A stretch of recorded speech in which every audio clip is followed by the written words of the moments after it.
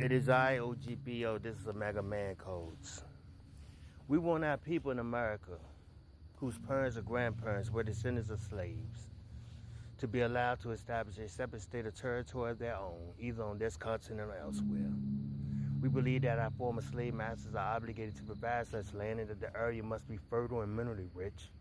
We believe that our former slave masters are obligated to maintain and supply our needs in this separate state or territory for the next 20 to 25 years until we are able to produce and supply our own needs. Since we cannot get along with them in peace and equality, after giving them 400 years of our sweat and blood and receiving in return some of the worst treatment human beings have ever experienced, we believe our contributions to this land and the suffering forced upon us by white America justifies our demand for complete separation in a state or territory of our own. Why did I say that? Two reasons. One, this is the solution that God, by whatever name you calling him, Yahweh, Elohim, Allah, the Father of Jesus, by whatever name you want to give, has never offered integration as a solution. Whenever there's a people who do not get along for whatever reason, in the Bible, the solution that the Most High God gives is separation. That's the first reason. Second, this is the solution that the great teacher, the Honorable Elijah Muhammad, offered Black America when he was physically with us. And this is the only of any given solutions that we have not tried. We have voted, we have tried the educating route or going in the way of education. We have integrated, we have married into their family and accepted them into our family. We have done everything that they have offered us. They and the leaders that they have handpicked from among us to represent us have offered as a solution. We have tried all of this, and still Black people are at the poverty line. Most, more than half, are at the poverty line. Of people that make or earn 1.2 or 1.3 trillion dollars a year, spend 94% of that with others, whites, Jewish people, Arabian people, Arab people, Indian people, everybody but Black people.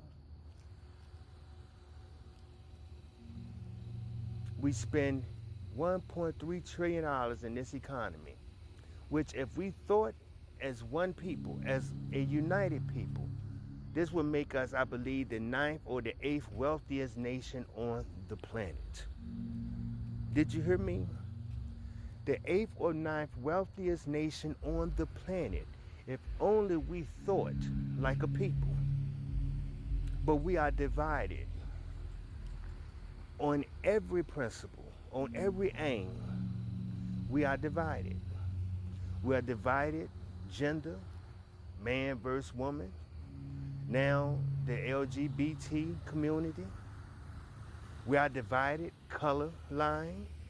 By color line, I mean dark skin or brown skin versus the light skin or yellow skin. We are divided politically, Democrat, Republican. We are divided in every sector, trying everything but separating from those who have put us in this condition. Now, I have received a lot of attacks via my comments. I'm being called a racist, and I have not said one racist word. I don't think many of you understand what racist means. Let me explain it to you. Racist is prejudice plus power. By power, I mean the ability to withhold benefit from another person that you don't feel should receive benefit. Let me give you an example. Black water fountain, white water fountain. Black sit in the back of the bus, white at the front. I'm giving you an example of what prejudice plus the power to hinder benefits to those who you have a prejudiced mindset towards. That is racism. So don't call me a racist. You cannot put me in that little box. You can say I'm racial because I am indeed speaking on a racial format. I'm speaking racial solutions because there is a racial problem. Whenever you travel this earth, all 196,940,000 square miles thereof, when you find the two people, black and white, you always find black at the bottom and white at the top. If I dare speak to that, I'm a racist? Really? I got a post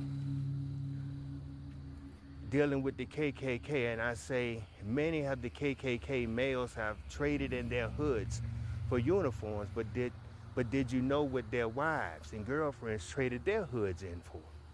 And I said nurse uniforms and to be grade school teachers.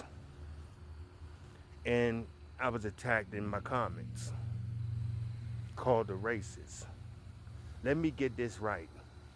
I'm a racist for saying that they are Ku Klux Klan infiltrating the police force, the schools, and the hospitals. When you can go on their own sites and read where they encourage those who share that mindset to do that very thing.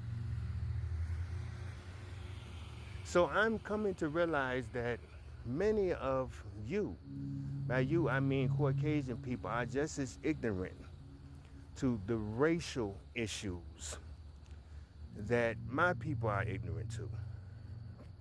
You think whenever a person point out a racial problem, that person is a hater.